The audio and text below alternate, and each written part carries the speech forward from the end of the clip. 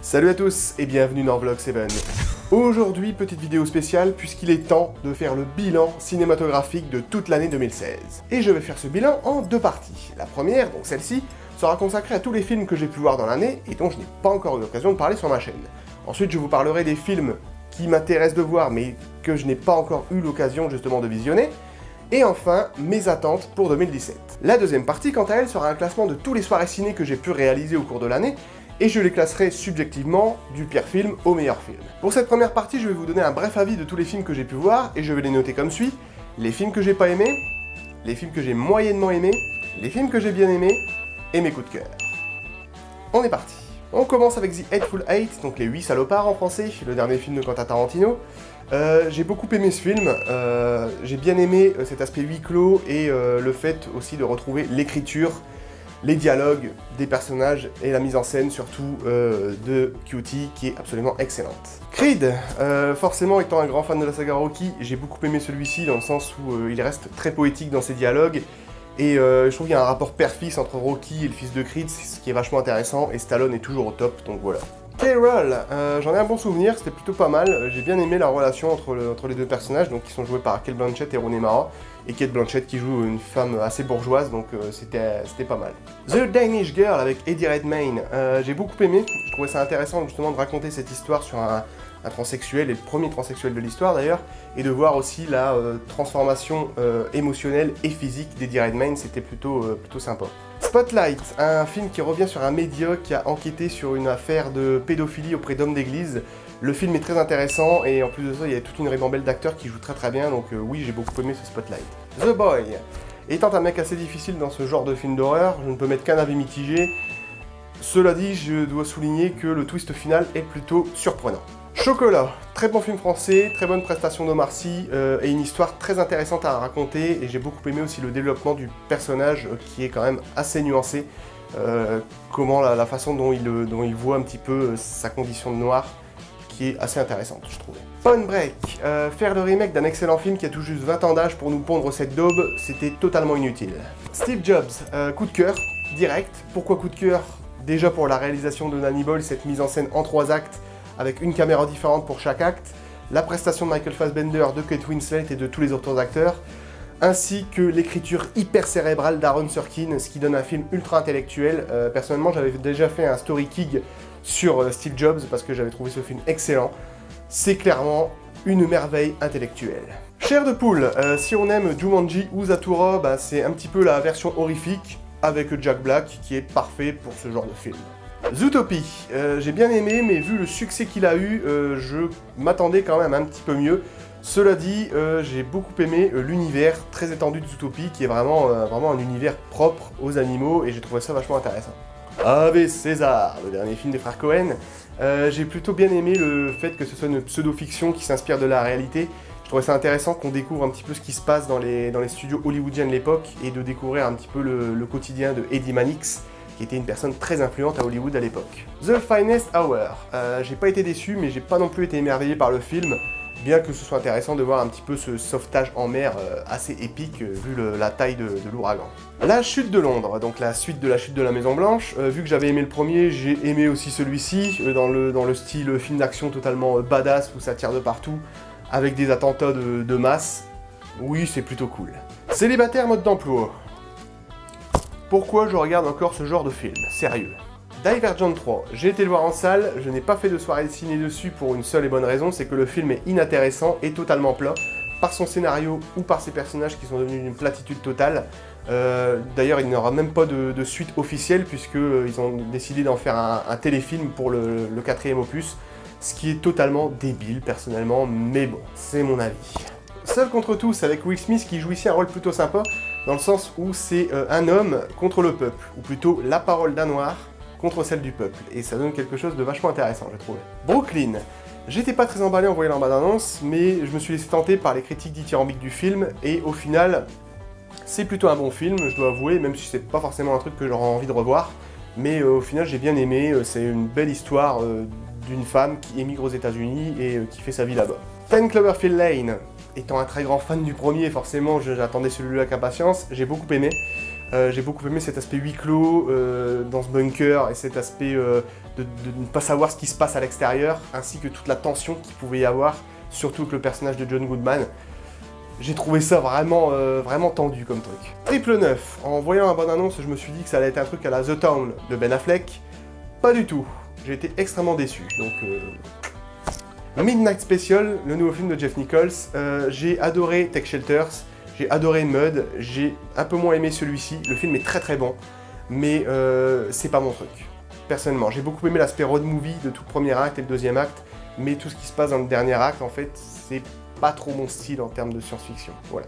Aux yeux de tous, c'est pas forcément un film que je reverrai, mais j'ai bien aimé la prestation de Julia Roberts qui joue ici une femme qui a perdu sa fille et qui est totalement brisée, et toute l'enquête justement démarre de là, donc c'était pas mal, mais c'est pas forcément un film que je reverrai.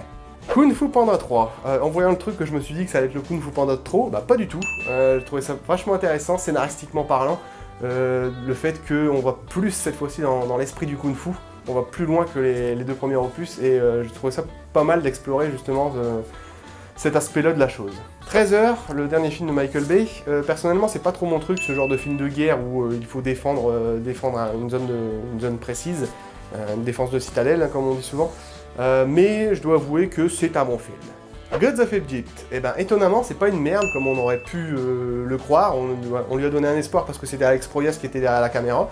Le film est pas mal, mais scénaristiquement c'est totalement cliché, parce qu'un frère qui en trahit un autre, c'est vu et archi vu.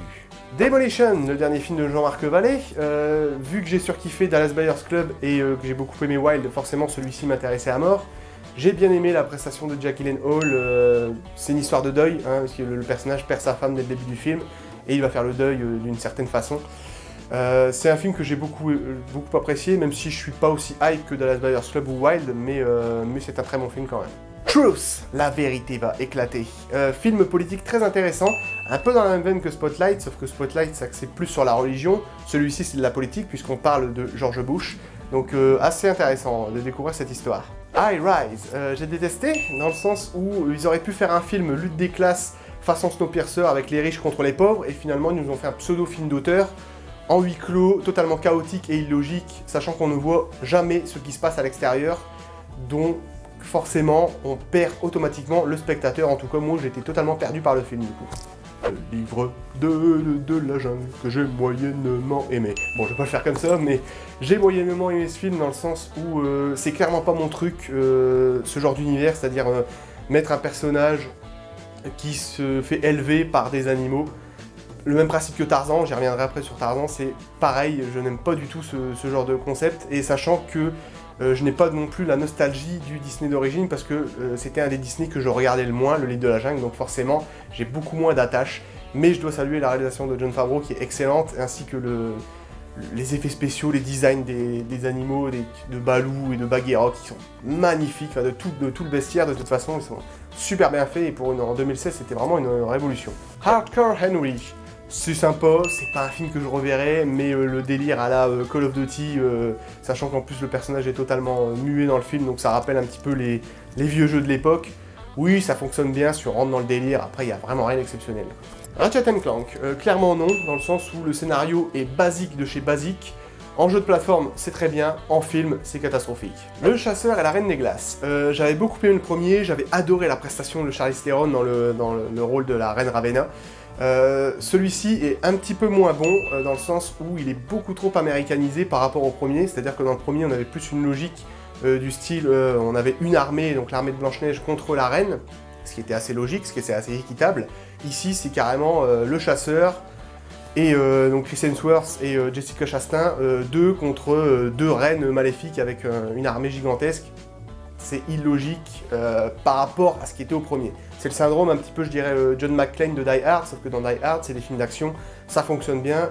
Ici, sachant ce qu'on avait vu dans le premier, c'est limite. Mais j'ai quand même bien aimé. Nos souvenirs de Gus Van Sant, je me suis clairement fait chier devant un film de Gus Van Sant, c'est bien la première fois. C'est un film qui traite du deuil, puisque le personnage principal qui est joué par Matthew McConaughey perd sa femme. Il va aller dans une forêt, se perdre dans cette forêt, et on va avoir droit à divers flashbacks de lui et de sa femme qui est campée par Naomi Watts. J'ai bien aimé la relation entre les deux personnages, cette relation un peu d'amour-haine, mais sinon, à part ça, je me suis fait clairement chier. Je trouve que le film est extrêmement plat.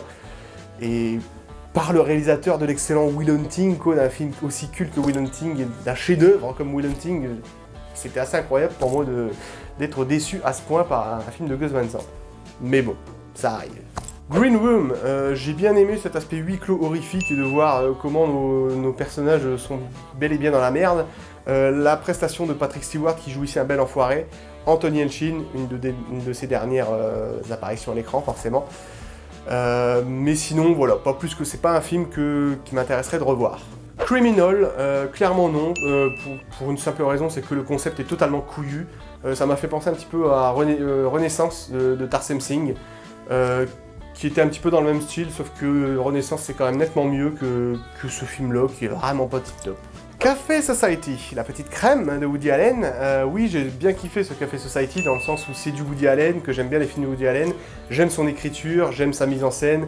Son écriture et sa mise en scène toujours très classe, très bourgeoise, avec un style vestimentaire très bourgeois de la part des personnages, des dialogues très classe, un univers très classe, cette ambiance un peu comédie dramatique. Oui, j'aime beaucoup Woody Allen, donc forcément j'ai bien aimé celui-ci. Angry Birds, pour le comparer à Ratchet & Clank, c'est beaucoup mieux Angry Birds. Après, c'est pas non plus une révolution, mais je comprends que, comme c'est un jeu mobile, ils sont obligés de partir de rien, avec un scénario de zéro, et je trouve que ils ont quand même plutôt bien géré le scénar. Il reste quand même assez propre, rien d'exceptionnel, mais il est quand même plutôt propre, et il est bien en lien, je trouve, avec le jeu, donc voilà. Molly Monster, le nouveau film de Jodie Foster, j'ai été extrêmement déçu, dans le sens où, personnellement, je m'attendais à voir un film un peu à la Inside Man, un peu professionnel. Le film reste intéressant dans le sens où ça traite un petit peu du capitalisme, mais sinon, à part ça, j'ai trouvé cette prise d'otage quand même sans goût, tout simplement. The Nice Guys, c'est une merveille. Personnellement, c'est un des films les plus drôles que j'ai pu voir en 2016. Si vous aimez Rush Hour, c'est un peu dans le même style, avec des personnages totalement barrés, des intrigues totalement foireuses. Ryan Gosling, par exemple, a une fille dans le film, une adolescente, qui est plus une relation de grand frère que de père-fille. C'est génial. Warcraft, le commencement, je suis pas fan, personnellement, de ce genre d'univers Heroic Fantasy. Et donc, j'ai pas trop été fan, je trouve que le scénario est plutôt classique, c'est une armée contre une autre, il y a vraiment un exceptionnel. Cela dit, je dois avouer que voilà, la réalisation de Duncan Jones est là, les effets spéciaux sont présents, c'est plutôt bien foutu, mais voilà, ça s'arrête là, c'est pas forcément un film que je reverrai. Elle, le film que Paul Verhoeven a réalisé en France avec un casting entièrement français, Isabelle Huppert dans le rôle principal, qui à l'heure où je vous parle vient de recevoir son Golden Globe à Hollywood pour son rôle, elle le mérite largement parce que l'écriture du personnage d'Isabelle Huppert dans ce film est géniale. C'est un personnage vraiment atypique, un petit peu dénué d'empathie, j'ai adoré ce personnage, et pour un personnage féminin principal, c'est vachement intéressant. Alice de l'autre côté du miroir, qui cette fois n'est plus réalisée par Tim Burton, mais c'est tout comme, parce que la mise en scène, pour moi, il n'y a aucune prise de risque, et on ressent vraiment la mise en scène de Burton. J'ai bien aimé, peut-être même un petit peu plus que le premier, mais c'est, je dirais, au niveau du scénario qui m'a plus plu, personnellement, que le premier opus, voilà. The Door, film d'horreur totalement basique et tout à fait oubliable pour moi. The Witch, c'est clairement pas un film d'horreur, c'est plus un film qui s'axe sur la religion et le puritanisme que sur une sorcière qui traîne un petit peu dans les bois. C'est un film à ambiance, mais c'est tout, ça ne fait absolument pas peur, donc j'ai été très déçu. Le Monde de Dory, coup de cœur. Je n'aurais jamais pensé, mais coup de cœur, parce que je ne suis pas fan personnellement du Monde de Nemo, scénaristiquement parlant. Et ici, en fait, le cadre est totalement différent, puisqu'on n'est plus dans la mer, on est dans un parc aquatique. C'est génial, puisque ça permet de découvrir d'autres poissons et de voir un petit peu comment eux vivent. Le film est hyper drôle, je me suis bidonné de rire du début jusqu'à la fin, notamment avec le personnage de Hank, qui est le poulpe, qui est un personnage un petit peu antipathique sur les bords au début. Il est génial, ce personnage. C'est vraiment un de mes Pixar préférés. Pas mon Pixar préféré, parce que Pixar préféré, ça reste quand même vice versa, hein, Inside Out, petit coup de cœur, mais bref, celui-ci, Le Monde de Dory, est une pure merveille. Conjuring 2, pour citer James Wan, je suis quand même plus fan de la licence Insidious, mais ce Conjuring 2, je l'ai plutôt bien aimé, peut-être même un petit peu plus que le premier, parce que j'ai trouvé qu'il y avait pas mal de surprises. Après, on retrouve un petit peu la mise en scène un peu flippante de James Wan, qui est plutôt cool à retrouver. Ninja Turtles 2, j'ai bien aimé le premier, donc forcément celui-ci j'ai bien kiffé dans le délire Ça n'apporte strictement rien, mais c'est divertissant, voilà, tout simplement. Tarzan. Alors comme j'ai dit tout à l'heure pour le livre de la jungle, c'est clairement pas mon truc, ce genre de personnages qui sont élevés par des animaux au beau milieu de la jungle. Mais je dois avouer que celui-ci est bien réalisé et que ce qui était sympa, c'est de ne pas faire un remake du Disney d'origine et de faire carrément une suite. Malheureusement, au niveau du scénario, bah, c'est un petit peu la même chose, dans le sens où c'est Tarzan doit libérer Jane. Et ça s'arrête là. Si, il y a un petit contexte de libération du Congo, ils ont voulu donner un petit contexte intellectuel, pourquoi pas, mais bon, c'est pas, voilà, c'est pas non plus quelque chose de grandiose pour moi en tout cas. L'âge de glace et le Hall d'univers, est-ce que c'est l'âge de glace de trop? Oui et non. Personnellement, c'est une licence que j'aime bien, mais celui-ci, voilà, est tout à fait passable, rien d'exceptionnel par rapport aux autres. Il n'apporte rien de plus, quoi, je dirais.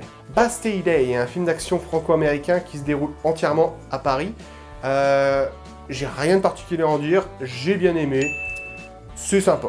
En termes de film d'action, c'est plutôt cool. American Nightmare 3, oui j'ai bien aimé parce que j'avais bien aimé les deux autres. Personnellement, c'est un putain de concept qu'ils ont totalement foiré, dans le sens où ils ont fait des films d'action horrifiques tout à fait classiques, alors qu'on aurait pu en faire quelque chose de beaucoup plus intelligent. Et c'est ça qui est dommage. BGG, le bon gros géant de Steven Spielberg. J'ai détesté BGG, un film de Steven Spielberg qui m'a déçu, qui est une catastrophe. Le premier acte est très bien, le deuxième acte ça va, le troisième acte, c'est un foirage total. Et pour du Steven Spielberg, c'est franchement étonnant. Insaisissable 2, le film comme le premier qui nous prend tous pour des connards, puisqu'on nous vend ici des prestidigitateurs qui nous montrent des tours qui sont totalement réalistes et faisables, seulement tout ce qu'ils font derrière est totalement infaisable. Donc c'est du grand n'importe quoi, c'est illogique. Et pourquoi je mets un avis mitigé sur ce film? Tout simplement parce que le film est beau, le film est cool, que les tours sont bien foutus quand même, faut le dire, et que c'est des films qui clairement sont bidons, mais nous donnent envie de les revoir. En tout cas pour moi je le ressens de cette façon-là. The Wave, film catastrophe norvégien, c'était pas mal, mais voilà, quand on a vu les films de Roland Emmerich, j'ai envie de dire, on a tout vu, quoi. Bad Moms, personnellement j'ai regardé ce film parce que c'était Mila Kunis dans le rôle titre et que j'aime bien voir jouer Mila Kunis, mais voilà, rien de bien exceptionnel non plus. Ma vie de chat, où je me demande comment Kevin Spacey, Jennifer Garner ou encore Christopher Walken se sont retrouvés là-dedans. C'est familial, c'est mignon, c'est beau, c'est gentillé, voilà. Jason Bourne, je me souviens qu'après La Vengeance de la Peau, Paul Greengrass avait déclaré qu'il arrêtait la franchise parce qu'il n'avait plus rien à raconter dessus et que Matt Damon le suivait d'ailleurs. Du coup, le studio a rebooté la franchise avec Jeremy Renner et ils en refont un ici. Donc Paul Greengrass revient à la caméra et Matt Damon devant. Est-ce que c'est le Jason Bourne de trop? Pas forcément, j'ai bien aimé, mais quand on a vu les trois premiers, personnellement... Celui-ci, il n'apporte rien, c'est exactement, il n'y a aucune prise de risque, en fait, tout simplement. C'est exactement la même chose que la licence d'origine, donc voilà, on aurait pu très bien s'en passer. SOS Fantôme, qui à sa sortie, ou même avant, avait fait un gros débat sur le féminisme. Personnellement, je m'en fous complètement qu'on met en avant des femmes dans ce genre de film. C'est pas vraiment tip-top, c'était intéressant de développer le personnage de Chris Hemsworth. Donc de prendre la blonde au gros nibar qui a pas de cervelle et de le mettre ce concept à un homme au final, parce que c'est le mec, le beau gosse avec des beaux pectoraux, tout ça, qui est bien foutu, avec sa belle gueule et qui n'a aucun cerveau. C'était intéressant, mais voilà, le personnage peut devenir un peu lourd par moment, et le film est tout à fait passable, quoi. Star Trek Beyond ou Sans Limite, j'ai bien aimé, je m'attendais pas à l'aimer justement dans le sens où tout se déroule sur une planète et je me suis dit que ça allait être un petit peu plat. Aussi le fait que ce ne soit plus J.J. Abrams qui réalise parce qu'il est parti sur Star Wars, donc c'est Justin Lin quand même qui a repris le bébé, donc le mec a réalisé quand même plusieurs opus de Fast and Furious, donc il est quand même assez rodé en termes de films d'action. Et du coup, ça m'a donné plutôt un bon film et quelques surprises d'ailleurs, donc j'ai bien aimé ce Star Trek Beyond. Peter et Elliot le dragon, j'ai bien aimé, mais je l'ai trouvé un peu trop gentil à mon goût. Beaucoup trop Disney du coup, avec une écriture de certains personnages qui laissent à désirer, qui n'ont pas forcément de but précis en fait, et on sait pas trop où ils veulent aller. Donc du coup, le spectateur, enfin moi en tant que spectateur, j'étais un petit peu perdu à ce niveau-là. Dernier train pour Busan, excellent film. C'est vraiment le World War Z sud-coréen du coup, et c'est ça pullule de partout, les infectés pullulent de partout, ça ne s'arrête absolument jamais. Il y a un développement de personnage qui est vachement intéressant aussi. Le personnage du père, une relation entre père-fille qui est assez intéressante. Et le personnage du père justement est bien développé dans le sens où c'est un personnage assez égoïste un petit peu sur les débuts et qui finit par changer par rapport à tout ce qui se passe. Donc très intéressant ce dernier trait pour Busan et très divertissant aussi. Nerve, j'ai adoré. Personnellement, c'est un des meilleurs films que j'ai vu en 2016 parce que j'ai adoré le concept et le scénario est super bien écrit. Et je trouve que le film va assez loin en fait, va très très loin dans le danger et j'ai trouvé ça vachement intéressant. Dans le noir, film d'horreur assez basique par sa mise en scène, très court, il dure 1h20 je crois à peu près, c'est un peu dommage. Mais par contre ce que j'ai adoré c'est le concept. On éteint la lumière, boum, le fantôme apparaît, c'est vraiment le concept de peur du noir. Et ça, j'ai trouvé ça vachement intéressant. Mais sinon, à part ça, rien d'exceptionnel. Ben-Hur, le remake du film des années 40, 50 à peu près, qui est adapté d'une fiction, d'une œuvre littéraire. Hein. C'est un roman qui retrace la vie de Judas Ben-Hur, un personnage fictif, qui a vécu pendant la période du Christ, de la crucifixion du Christ. Donc environ à l'an 0, quoi, à peu de choses près. Le film est pas mal, rien d'exceptionnel pour ce genre de truc, mais il y a un rapport intéressant sur la religion, sur l'esclavagisme de l'époque. Mais voilà, c'est tout. C'est rien d'exceptionnel, mais ça reste intéressant, quoi. War Dogs, j'ai beaucoup aimé ce film. Si vous aimez le Lord of War d'Andrew Niccol, c'est clairement le même style de film qui traite un peu du marchand d'armes, plutôt du trafic d'armes, et de voir un petit peu comment un trafiquant d'armes doit gérer le passage des douanes au niveau de sa marchandise, quoi. Donc c'est franchement pas mal. Morgane. Sans surprise, c'est un avis mitigé, puisque le concept de prendre une fille au talent particulier et de la traiter comme un cobaye, on sait vraiment scénaristiquement où ça va aller et comment ça va finir, donc voilà. Miss Peregrine et les enfants particuliers, le dernier film de Tim Burton, j'ai bien aimé, mais je trouve que de temps en temps, Burton, il y a une bonne réalisation, mais il triche un petit peu justement sur sa mise en scène. Il y a des personnages qui sont un petit peu sous-développés, et aussi des plans qui sont faits sur des choses qui devraient avoir plus d'intérêt. Donc il en fait très peu, il en fait seulement un ou deux sur un truc qui devrait justement avoir un peu plus d'intérêt, donc c'est un petit peu dommage. Clairement pas un des meilleurs films de Tim Burton, mais je l'ai quand même bien apprécié. Doctor Strange, je suis allé le voir en salle, forcément c'est à Marvel, j'ai détesté. Je n'ai pas du tout aimé le contexte magique, que les chakras, les temples et tout, c'est clairement pas mon délire. Et je n'ai pas du tout aimé l'écriture du personnage, ce pseudo Tony Stark, voilà, Tony Stark on en a déjà un chez Marvel, et je le tolère tout juste, donc en refaire un c'était vraiment pas nécessaire. Snowden, le dernier film d'Oliver Stone, que j'ai été voir en salle, que j'ai trouvé extrêmement intéressant aussi. Je n'ai pas fait de soirée ciné dessus parce que j'avais pas de choses particulières à en dire, mais le film est vachement intéressant. J'ai trouvé ça franchement pas mal de découvrir cette histoire, l'histoire d'Edward Snowden, et de voir un petit peu comment la CIA nous espionne, hein, comment la CIA peut vraiment accéder à tous nos profils Facebook, Google, Twitter et j'en passe, tous les réseaux sociaux, sans avoir la moindre autorisation. C'est quand même impressionnant et c'était vraiment limite nécessaire de dénoncer tout ça. Donc voilà, très bon film ce Snowden. Iris, thriller sensuel, un petit peu à la manière de Elle de Paul Verhoeven. Celui-ci, je suis resté un petit peu sur ma faim dans le sens où je m'attendais à un jeu dangereux un peu plus spectaculaire, justement. Un peu plus sensuel, un peu plus spectaculaire, et du coup, voilà. Par contre, je dois avouer que Romain Duris joue très bien le rôle du mec sérieux, et Charlotte Lebon est très belle dans ce film. Bon, forcément, elle joue une fille un petit peu désirable, donc elle va pas être moche, mais voilà. Assassin's Creed, j'aurais pensé être déçu, pas vraiment, mais je suis pas non plus en admiration devant ce film. Je trouve qu'ils ont un petit peu trahi le jeu dans le sens où on voit beaucoup moins l'assassin du passé, alors que dans le jeu, clairement, le but du jeu, c'est de jouer avec l'assassin du passé. Ici, c'est l'assassin du présent qui est beaucoup plus présent, et je trouve ça dommage dans le sens où c'est beaucoup plus intéressant pour moi de traiter ce qui se passe dans l'Inquisition espagnole, surtout qu'en plus tous les dialogues sont en espagnol, ce qui renforce vraiment le délire, le fait qu'on soit vraiment dans l'Inquisition espagnole. J'ai trouvé ça vachement intéressant, et vachement intelligent surtout, mais du coup, voilà, on se retrouve plus avec un personnage qui est dans l'animus, et voir un petit peu tout ce qui se déroule autour de l'animus, donc c'est ça qui m'a un petit peu déçu. Passengers, j'ai beaucoup aimé Passengers. On devrait vraiment avoir plus de films de science-fiction de ce genre, un peu à la Moon ou Sunshine ou Pandorum, aussi ça m'a rappelé un petit peu tout ça. Ici c'est un film romantique, une romance spatiale. Le film est très long d'ailleurs, il n'y a vraiment pas beaucoup d'action dans le film, seulement dans la dernière demi-heure, qui est plutôt bien gérée. Et ce que j'ai bien aimé aussi, c'est qu'il y a quelques surprises scénaristiques, des éléments de l'intrigue qui sont vachement intéressants. Et voilà, c'est pour ça que j'ai beaucoup aimé ce Passengers. Et enfin, American Pastoral, le premier film d'Ewan McGregor, avec Ewan McGregor, Jennifer Connelly, que ça fait longtemps que j'ai pas vu non plus, et Dakota Fanning. Where are you? Où est-ce qu'elle était passée, Dakota? Sérieux, ça fait un bail qu'on l'a pas vu. Il n'y a plus que sa petite sœur qu'on voit, Ellie Fanning, qui est vraiment très hype à Hollywood en ce moment, mais Dakota, moi en tout cas, ça fait un moment que je l'ai pas vu. Donc ça fait très plaisir de la retrouver ici. C'est un film dramatique avec un fond politique, démocratique, dictatorial, enfin...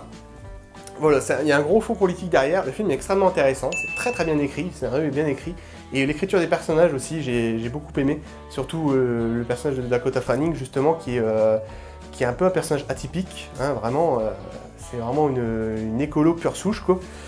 Et voilà, j'ai bien aimé ce American Pastoral, j'ai trouvé bien écrit et bien réalisé. Voilà, j'ai fait le tour de tous les films que j'ai pu voir en 2016, et je vais maintenant citer les films qui m'intéressent et dont je n'ai pas eu l'occasion de voir. Donc on commence avec Dalton Trumbo, Elvis et Nixon, Comancheria, Juste la fin du monde, Blair Witch, Radin, Les 7 mercenaires, Don't Braze, Deepwater, Cigogne et compagnie, Mal de pierre, Les trolls, La fille du train, Mr. Wolf, Inferno, Tu ne tueras point, Allié, Ares, Friend Request, Vaiana, Sausage Party, Sully, Oppression, Manchester by the Sea, Ballerina, Personal Chopper, À fond, Joyeux bordel, Monster Cars, et enfin Le Fondateur. Donc tous des films que je rattraperai sans aucun doute cette année. On passe maintenant à mes attentes pour cette nouvelle année. Donc le premier n'est autre que La La Land. Pourquoi? Parce qu'il y a Ryan Gosling et Emma Stone ensemble et qu'ils jouent super bien. Parce que c'est une comédie musicale et surtout parce que c'est écrit et réalisé par Damien Chazelle, donc Monsieur Whiplash, merci. Ensuite on a A Cure for Life, le nouveau film de Gore Verbinski, parce que ça sort de nulle part et que ça a l'air d'être un truc ultra mystérieux avec un univers assez glauque dans un hôpital, ça a l'air d'être assez oppressant et bien strange, quoi, on va dire. Split, le nouveau film de M. Night Shyamalan, qui revient en force, j'espère, cette année, avec James McAvoy qui joue à peu près 23 ou 24 personnalités différentes. Il doit y avoir un jeu d'acteur absolument énorme dans ce film, et surtout de voir un petit peu ce schizophrène, le voir changer de personnalité, ça m'a l'air d'être un truc totalement barré, et j'ai très hâte de voir le résultat. Logan, forcément parce que j'adore le personnage, et puis déjà que j'ai très hâte de voir un petit peu ce qu'ils en ont fait là. Ce qui est assez marrant, c'est que quand on regarde la bande-annonce, c'est totalement contradictoire ce que je vais dire, mais c'est un petit peu un mélange entre un road movie et un huis clos. C'est limite une oxymore ce que je suis en train de dire, parce que le huis clos, c'est où on reste piégé dans un lieu très oppressant, et un road movie, c'est justement la liberté où on se balade sur les routes. Et je trouve que c'est un petit peu un mélange entre les deux, à voir les premières images, et j'ai très hâte de voir le résultat de ce monde un petit peu post-apocalyptique, et que les mutants disparaissent au fur et à mesure. Ça a l'air d'être vachement intéressant comme concept. Kong Skull Island, oui, forcément je l'ai mis dans mes attentes parce que c'est vraiment un film que j'attends impatiemment, dans le sens où j'ai très hâte de retrouver l'univers de King Kong, l'île du crâne et tout le bestiaire qu'il peut y avoir, de voir un petit peu la taille de ce Kong ici qui est juste énorme. Et je trouve que, je pense qu'il y aura un petit peu moins de poésie dans ce film, dans le sens où c'est un préquel, donc forcément la fin sera largement différente à mon avis du King Kong d'origine, donc mais j'ai quand même hâte de voir le résultat. Mrs. Sloane, alors personnellement, tout comme La La Land, je suis en fascination totale devant les premières images de ce film, dans le sens où c'est un film politique. C'est soit un film politique qui peut être extrêmement chiant et plat, soit un film politique qui peut être vraiment intéressant et surtout très intellectuel. Et c'est ça que je voudrais voir justement dans ce genre de film, c'est que c'est un film politique, mais qui traite, je dirais, de la manipulation politique, voire même de la stratégie politique. C'est-à-dire que c'est, grosso modo, le ministre, le sénateur, le gouverneur, le président sont des pions sur un échiquier, et c'est un jeu d'adversaire en fait, où il faut analyser les points faibles d'un adversaire pour le dégager de la course. Et ça a l'air d'être excellent, on peut vraiment en faire quelque chose de bon. et je pense que Jessica Chastain va délivrer une performance assez bluffante, en tout cas dans ses premières images, elle a l'air vraiment, vraiment cool. Donc j'ai très hâte de voir ce Mrs. Sloan. Life, vu qu'il y a Jake Gyllenhaal au casting, je suis plus que hype, puisque lui qui arrête pas d'enchaîner que des bons films. Non mais ça a l'air d'être vraiment un film assez intéressant dans le sens où ça se déroule sur une station spatiale et il va se passer des choses un petit peu façon alien. Ça a l'air d'être un univers assez oppressant aussi, je pense. Donc voilà, j'ai très hâte de découvrir ce Life. Ghost in the Shell, bah forcément, puisque c'est de la science-fiction cyberpunk, et même si c'est l'adaptation d'un manga culte que je ne lis pas, ça reste de la science-fiction cyberpunk, et j'adore voir ce genre d'univers, personnellement. Cet univers à la fois sombre, un peu coloré, à la fois très high-tech, avec des cyborgs, des machins, c'est tout à fait mon style, donc voilà. Alien Covenant, parce que c'est du Alien, que c'est oppressant comme univers, c'est super classe comme univers de SF, et surtout que je me dis que Prometheus, c'était peut-être une erreur de parcours de la part de Ridley Scott, et qui va peut-être se rattraper avec celui-ci. En tout cas, j'espère. La momie, tout simplement parce que j'adore le concept, ça fait quand même un bail qu'on n'a pas eu de film sur les momies, donc voir un concept comme ça qui me rappelle un petit peu le concept de X-Men Apocalypse, c'est-à-dire de réveiller une entité démoniaque et qui a des pouvoirs hors normes. Je trouve que c'est un petit peu le même délire, donc j'ai très hâte de voir ça, de voir ce qu'ils en ont fait en tout cas. Dunkerque, la raison semble évidente, non, elle se trouve ici, hein, Christopher Nolan forcément. J'adore Christopher Nolan parce que c'est un réalisateur et un scénariste qui écrit d'une façon très intellectuelle, avec une profondeur émotionnelle dans l'esprit de ses personnages. C'est génial, et le voir ici s'attaquer à la Seconde Guerre mondiale, je trouve ça excellent, je trouve ça vachement intéressant. L'opération Dynamo, qui est la plus grande opération d'évacuation de l'histoire, ça va être quelque chose d'énorme, je pense, donc le voir un petit peu s'attaquer à ce sujet, ça peut donner quelque chose de vraiment intéressant. Sachant que, en plus, ce qui est amusant, c'est que Christopher Nolan est britannique de nationalité, de base, et je trouve que, à mon avis, je pense que c'est un film qui devait lui tenir à cœur de faire, dans le sens où il y a un petit côté personnel, puisque lui-même est indirectement concerné, mais son pays natal, lui, est concerné, puisque l'Angleterre était au premier plan durant cette opération. Donc je pense que ça doit être un film assez personnel pour lui, et j'ai très hâte de voir le résultat. Surtout qu'en plus, ça se déroule en France, à Dunkerque, qui personnellement, Dunkerque, c'est même pas très loin de chez moi en plus, donc voilà, donc c'est quand même assez cool quoi, de voir un film de genre sur une plage française. Et j'ai très hâte de voir ce que ça va donner. Valérian, parce que Luc Besson, hein, forcément, et puis parce que c'est de la SF mixée entre Avatar et Blade Runner, et qu'il y a aussi Dandy Han et Cara Delevingne, donc deux acteurs que j'adore absolument, donc pour toutes ces raisons, j'attends évidemment impatiemment ce Valérian. War of the Planet of the Apes, le troisième volet de la planète des singes, forcément, j'ai kiffé les deux premiers, donc logique, j'attends impatiemment celui-ci. Et avoir un petit peu les premières images, ça promet quelque chose de dantesque, surtout de voir un petit peu Woody Harrelson qui s'est rasé le crâne et tout, qui a l'air d'être vraiment un militaire quand même assez enragé. Ça a l'air de donner quelque chose de spectaculaire. Blade Runner 2049, même constat que Ghost in the Shell, c'est de la science-fiction cyberpunk et je surkiffe ce genre de SF. Je suis pas un trop grand fan du premier, et en même temps je suis fan. C'est très compliqué pour moi le rapport que j'ai avec le Blade Runner premier du nom, c'est une énigme totale pour moi, mais bref, c'est pas le sujet. J'attends ce Blade Runner 2049 dans le sens où il y a Ryan Gosling dans le rôle principal, et je trouve, c'est con à dire, mais je trouve que Ryan Gosling, dans ce genre de film, ça lui va bien, clairement. Avec son blouson en cuir, là, comme ça, c'est tout à fait son style. Je trouve qu'il y a vraiment la carrure et la gueule pour jouer dans ce genre de film. Et surtout, le film est réalisé par Denis Villeneuve réalisateur de chef-d'œuvre en ce moment, parce que Denis Villeneuve ne s'arrête pas, hein, n'arrête pas de réaliser des bons films, donc j'ai très hâte forcément de voir un petit peu cette nouvelle réalisation de Denis Villeneuve. God Particle, en tout cas c'est le titre, provisoire ou non, du troisième volet de la saga Cloverfield, qui va se dérouler dans l'espace cette fois apparemment. On n'a aucune info à part cette seule photo de tournage, et forcément ça reste du Cloverfield, donc je suis ultra hype de découvrir encore un autre film de ce Cloververse, comme il l'appelle. Justice League, Zack Snyder, c'est la suite de Batman v Superman que j'avais surkiffé, et que voilà, ça sera intéressant de découvrir enfin les héros d'ici tous réunis, parce qu'on l'a depuis longtemps chez Marvel, et on l'a pas eu chez DC.